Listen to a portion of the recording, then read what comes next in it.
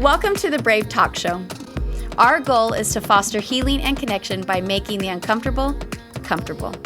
Let's be brave here. Welcome back to the Brave Talk Show. Brave women, bold topics, nothing is off the table. And in today's episode, we're going to be talking about homeschool. I think every single one of us has done some level of homeschool, but a couple of us have actually jumped full throttle into it this year. And there's so many different ways of doing it and reasons for doing it. So today's episode, we're going to talk about why we chose to do it, why we haven't. Some of us are not doing it. And all the things in between. I actually am excited to talk about this. I have like some feelings around it that I need to get out. Yeah. And I feel like you guys will be good. And supportive. How long did you homeschool? You did homeschool your kids at one point. Yeah. So everyone homeschooled or schooling from home during COVID. And then I decided I wanted to really do it. So I, wrote the affidavit to the school, pulled them out. And then I did a full year on my own. And it was amazing and awesome. But I kind of had like some resentful feelings because I felt like no one supported me. Yeah. And originally, like all my friends were like, yeah, we're going to do it together. And like, we're going to have this co-op and like, you're going to travel all these places with these people, and everyone bailed out. They got too scared. And then I didn't feel like my family supported me. My parents didn't support me. My husband wasn't sure how I felt. I mean, he was actually supportive at the time, but like not supportive, being like, yeah, cool, good job. But like, no I'm not helping at all. it. Yeah. And this was 2020? This would have been 2021. Okay. Yeah. So it's when everyone went back to school. Yeah. I pulled them out of the system, and they homeschooled for a full year, and I loved it, every second of it. Like the best year of our life. I learned so much. And then I sent them back because I felt like I didn't really have a choice, and I had to start working more, which ended up kind of being a blessing because then I got divorced and I didn't know that was coming. Right. And it wouldn't work now being divorced. I actually would love to homeschool, but he would have to be, he'd have to participate. He'd have to do that as well. He'd have to homeschool on his weeks off, and that will never happen. Right. So I got to try it and I loved it. And I'm like almost a little bit jealous because I really actually loved it. And I wish I could have done it more and done it forever. But now I just get to watch you guys do it. But it was amazing, challenging, hard, all the things. Do you think that the lack of support that you got during that time was due to like a belief that like homeschool isn't good enough to teach your kids? Like they need to go to a school. Otherwise you're going to deprive them of some sort of intelligence or skill set. My mom, I love her so much. She was a teacher her whole life. So she has pretty strong opinions. Like it's almost offensive to her. Like she thinks like, it really is like personal to her that like her education and her experience isn't good enough because I'm taking them out of the school system. I'm like, it has nothing to do with that. And so she would always be like, they're getting behind. You're going to eventually have to put them back in and they'll be so behind. So she didn't like that. And my friends too, like everyone was so hyped about it. And then no one actually stuck through. And I was like, where's everyone at? Like you guys just you just are all talk. Like, every single one of you wanted to do all these things. We just wanted to hype you up. Okay? Yeah. And like have all this freedom. But at the end of the day, like it just came down to like, they were honestly, like one of my friends was like, I'm too selfish. Like I want to be able just to go to lunch at 12:00 noon with my friends. Like I'm a stay-at-home mom. And so when the kids go off to school, I have a lot of freedom. And she was just honest. She was like, honestly, I realized like I like the freedom. And I was like, okay. And a couple of their friends, like they wanted to do it, but when it came down to it, they didn't want to put the work in. So I did it and I was proud of myself and I was the only one. And it was hard. My kids really didn't have a lot of people to hang out with because everyone went to school. But we had so much time as a family. Yeah. And really, really time with my kids, which was important because hindsight's 2020. I never realized the next year that I'd be getting divorced. 50-50 custody. Losing 50% of my time with them. So I really cherished that. Yeah. I'm glad I did it. And I honestly, like, I want to do it again, but I won't ever be able to because of divorce. So that stinks. So you two are doing homeschooling. Yes, Teresa and Brittany, we are doing homeschooling this year. Well, I'm doing like a hybrid of things. My oldest is a sophomore in high school. She goes to school full time. She was like, absolutely not. I love my social life. I want the football games. I want the boyfriends. Yeah. It makes sense. So she's in school 100% of the time. My second is in 8th grade, and he's actually doing a really cool mixture, which I wanted to talk about because I didn't even know this was an option until this year. So his school is set up A days and B days. And he goes to school. He's homeschooled A days and he goes to school B days. And when I went into the school to like talk about his schedule and to ask them for that, my husband was like, hey, be prepared. You might have to go to battle. You might need to be like, well, this is how we're going to do it. So deal with it, make it work. The counselor was amazing to work with. Like I just sat down in her office and I was like, hey, this is what we want to do. And we'd like to pick out, what classes he's in. She's like, okay, which classes would you like? I'm like, wait, what? That's it. Okay. Like, I don't have to go to battle. I don't have to like tell you why or do any of my arguments. Yeah. She was just like, yeah, what classes? So we got him, we got him shop, we got him ceramics. He's in Spanish. He's in English. And then I think next semester he has a couple other classes. So he's like got some fun stuff, but then his English, I was like, I don't want to do your English at home. Like you do your English. He was in an advanced placement math program that he had gotten into last year. And so I had been like, I really want you to stick with that. But he had heard bad things about the new teacher for the following year. And so now he's just doing Khan Academy at home, which is like really great for math, especially. Yeah, really great for math. And and so he's home on and then he just does his other subjects when he's home. And did he choose the hybrid because of the social? Like he wanted to still be there, but also home. Yeah. It was totally his idea. Like when we brought up homeschooling, he was just, we're like, is that something you would be interested in? And he's like, yeah. And then I suggested like, what if we went halftime? So you could still have friends, still do a couple things. And he was like, yeah, I'd really like that. And so he's been on board 100%. That's great. There was no twisting his arm or anything like that. And it's been great. Like today he's home and my husband's home with him and they get to do projects together and different things. He loves skiing and mountain biking. And so he's doing a lot more of that with my husband. So it's kind of like the best of both worlds, I feel like. And then my younger two, Claire and Pierce, they are in 2nd and 4th grade and they are homeschooled 100% of the time. That's great. So what approach are you using? Like, there's so many different philosophies. I had to learn.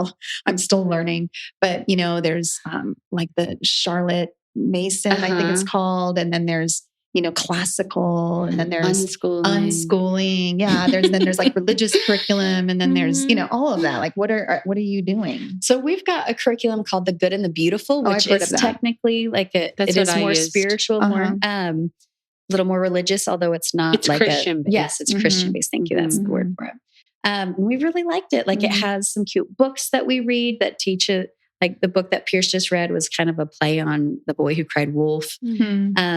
And it goes along with the sight words that he's reading in his sight word book. And then they're also in his chapter book. So things correlate. I just think they've done a really good job with their curriculum. So that's what we're using for the younger two. And honestly, my husband is more unschooling. He's like, I love when the kids come tell me they're bored. It's like, it means I'm doing it right. And I'm like, but okay. Yeah. So we've kind of had to compromise a lot because I'm much more structured. But because I am busy and because my husband said that he was taking on the homeschooling thing, he really wanted to do it. He's been the driver behind it this time.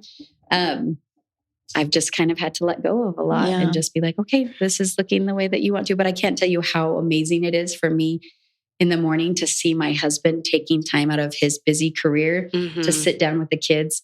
We're also we do history with the Tuttle twins. I don't know if you guys have heard of the Tuttle twins. So they have an amazing history book. So my kids are learning a ton. My husband loves reading it with them. It's just been really special for me to watch my husband be with the kids. Now he's not with them, 4 hours a day. It's more like, an hour in the morning he spends with them. And then I jump in, I do, 30 minutes to an hour with them. And then they have a lot of their independent work and then they play a lot. The biggest thing I learned when I was homeschooling that it's not 6 hours of work. Like we would get everything done in an hour or two. And the rest is just exploration, free time, play, personal time, which I loved. I'm like, we got so much more done in a day because school was it doesn't need to be 5 hours. We even sometimes would get it done in 30 minutes. Yeah. Yeah, it really is. And it can be so personalized too. It's pretty great. Yeah. Well, being a former public school teacher myself, I can definitely attest for the fact that kids that are in school all day long, they're really not actually getting 7 hours of instruction. Like they're sharing attention with 30, sometimes even 40 other kids in a classroom. And so even though they might be and I taught high school, but so even though they might be in an English class, let's say for 55 minutes, they really probably only got maybe 15 minutes of actual like individual learning. And the rest was like, talking with this person and then getting up and sharpening their pencil. And then the teacher talking about this and then a side conversation about this and that's what happens. And that's honestly best case scenario where they understood what the teacher was telling them. Yes. And they understood the principle. And so then they can go to work. A lot of times they don't even understand. Their hand, they don't want to be looked at in a strange way, and sometimes they have been sitting there waiting for the teacher, but the teacher is going around and trying to, so yes, all of that. So you really do. I mean, you can put, even though you might have a school day at home, that's like 2 or 3 hours, I believe that the kids are getting actually so much more learning happening during that time. For us, my kids were getting into some trouble last year. And that's one of the reasons why we decided to switch is I started recognizing that there was some emotional needs that were needing to be met and they weren't able to get it because they were like pulled away from our home all day long at school. And then when they'd come back, they had to do homework. And then it was, okay, then they had practices or whatever they were going to. And then it was, dinner and as kids get older, these things just get busier. And there was really less and less time of me actually spending time with them. And I realized that our family, in our circumstances, because of battling cancer for so long, and I mean, my husband had cancer twice. And then in between the cancer, he had developed a heart condition from the radiation. So, I mean, my kids went through probably a good 5 years of us focusing on Owen's health as the primary focus of our family. And I really felt like a lot of their emotional needs were not being met. And I noticed that they weren't getting along well either. And then last, my middle son, actually it's my youngest son, he's a middle child, his reading level was really struggling. And at school last year, I mean, a whole year he was in school. He only raised, and anybody who knows some of the terms, you can measure reading levels by Lexile. He raised 1 Lexile point. That's it. 1 Lexile point over the course of a whole year. And he was already a couple of years behind on his reading level. And, I tried getting it. I got him set up with an IEP and that didn't seem to make a difference. And then he was starting to get into trouble. And I'm like, I just need to spend time with him. And then, so I was thinking originally I'm going to homeschool him. And then my oldest son, my oldest son that's at home right now, he's my second son. He got expelled, guys. He got expelled from school. He made some really poor choices out of a desire to be cool and to be accepted by kids. He neglected who he was and what his values were in order to try to come off in a certain way that he wasn't. And it got him expelled. And so then at that point, I'm like, okay, he's going to start middle school next year. Am I going to just I felt like at that point with where he was at with his perception of self and his desire to be seen as cool in the eyes of his peers, I felt like throwing him into middle school, which to me is like the worst time for that. That is the worst. That I would literally be throwing him to the wolves at that point. And so I decided, okay, no, we're going to homeschool him for sure. And then I thought, well, with the reading level of my second, let's just do both. And I was going to have my daughter just continue going to school. But my husband thought, let's just rip the Band-Aid off and let's just do it. Let's have them work on their relationship with one another too, because they'd be at school and they'd be so focused on their friendships with their peers. They didn't see each other as friends. And their friendships are the ones that are going to last forever. Or it should, right? Yeah. Ideally it should. And I didn't see that they were seeing themselves in that way. So my goal this year with homeschooling was really twofold: working on their relationships with one another. Well, I should say threefold. Working on their identity as who they were, that their identity is not based on what other people think of them.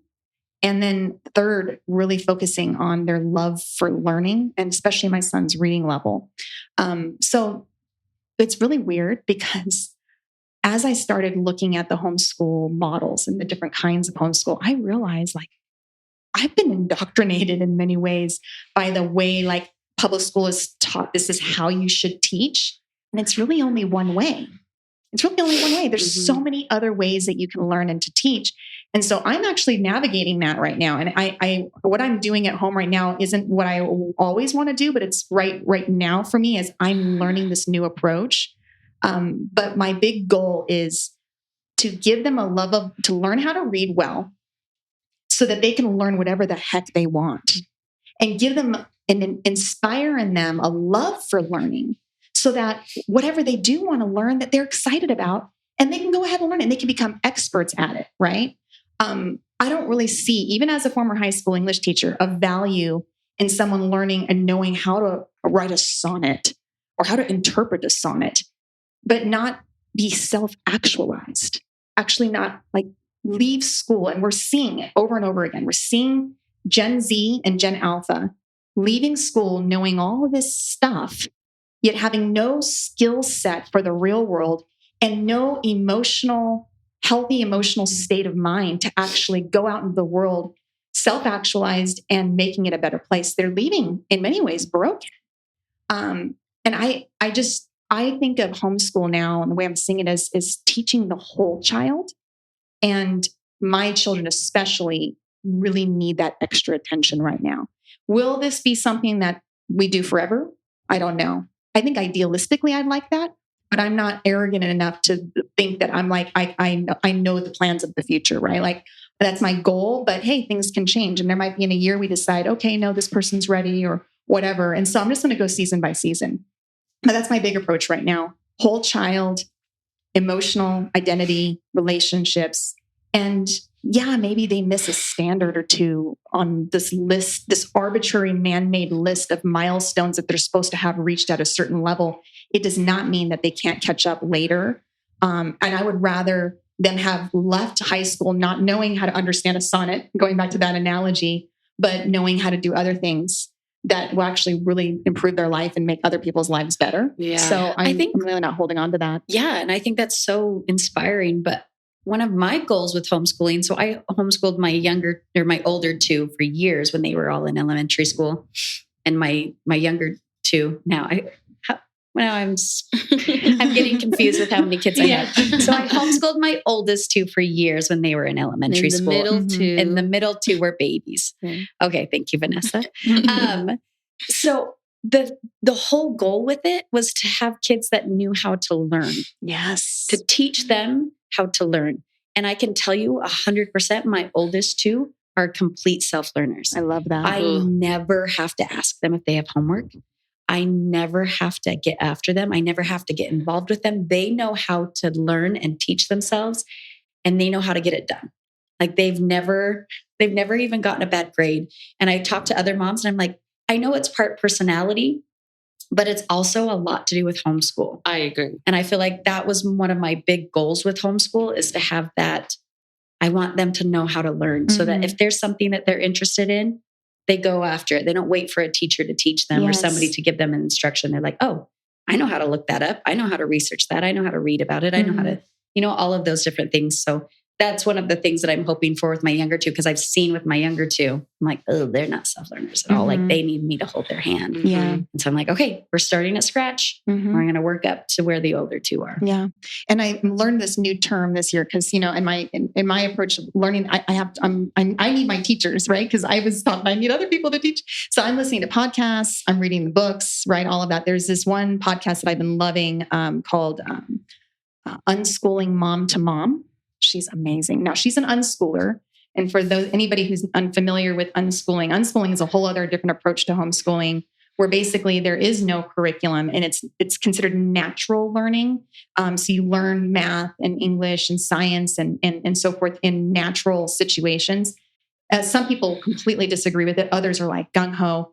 I'm kind of in the middle. Like I think there's some really good value to some of the things. If you pay attention, it comes out a lot. Like there's so many times where we're eating dinner or something and Pierce will say something and I'm like, oh, this is a math problem. Right. Yeah. Essentially what I learned of unlearning is it's just being the human experience is the school. Yeah. So like just go about your day-to-day life and find moments to teach. Right.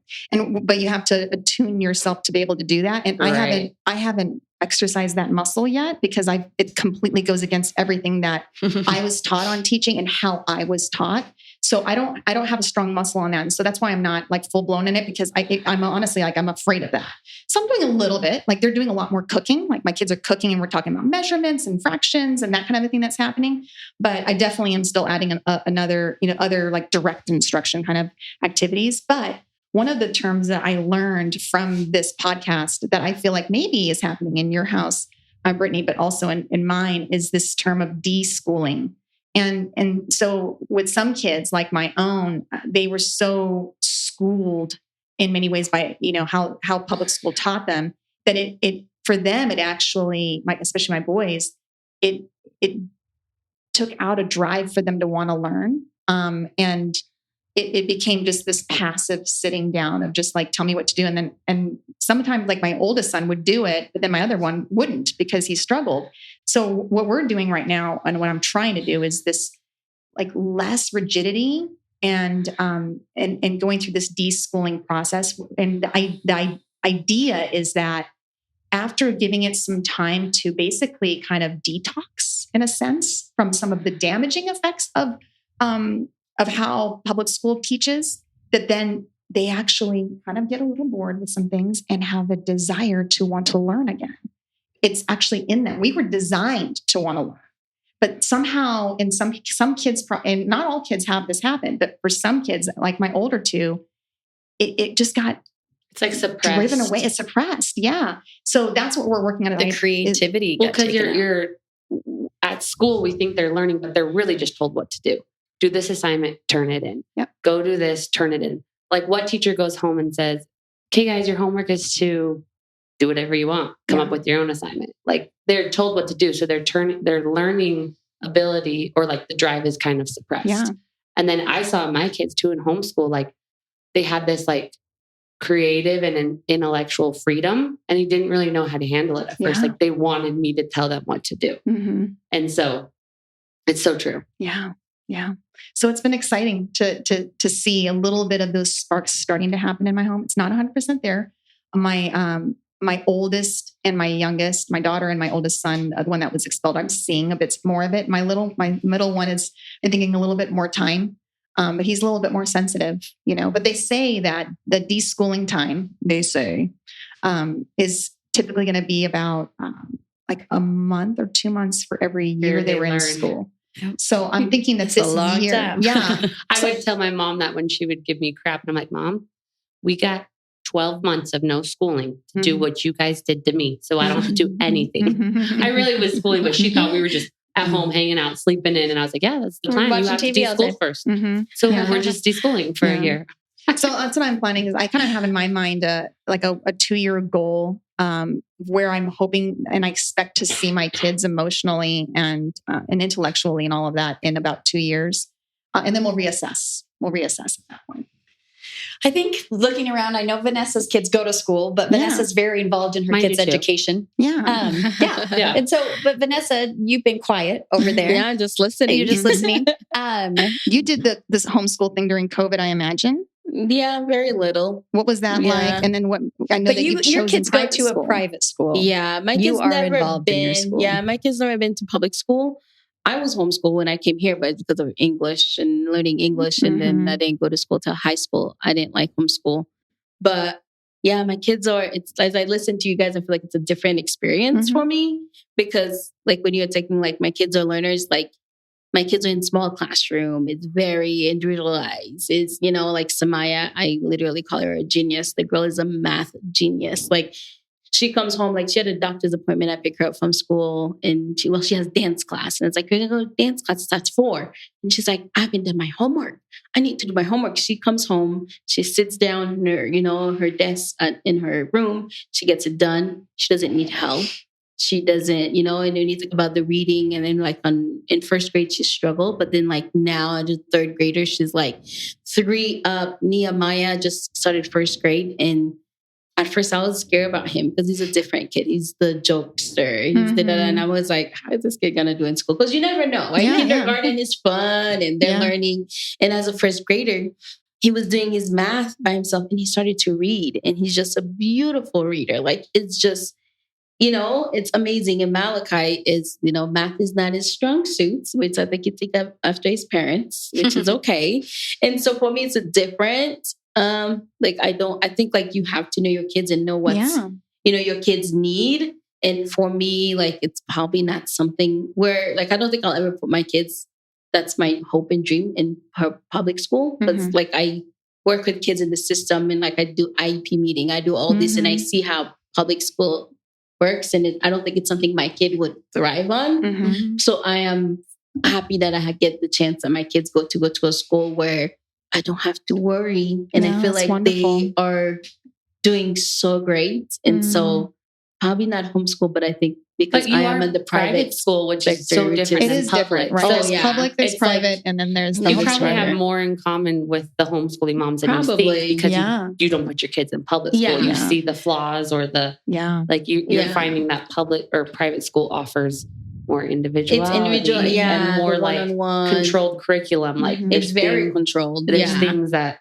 maybe at public school that you don't even worry about. And then they notice it. The kids, the minute, like, they're so like involved, the teachers, and it's not just the one teacher in the room. The teacher has aides that, so there's multiple level. And then if the kids, the minute they see it, like right now, Malachi with math, he was like the second week of school.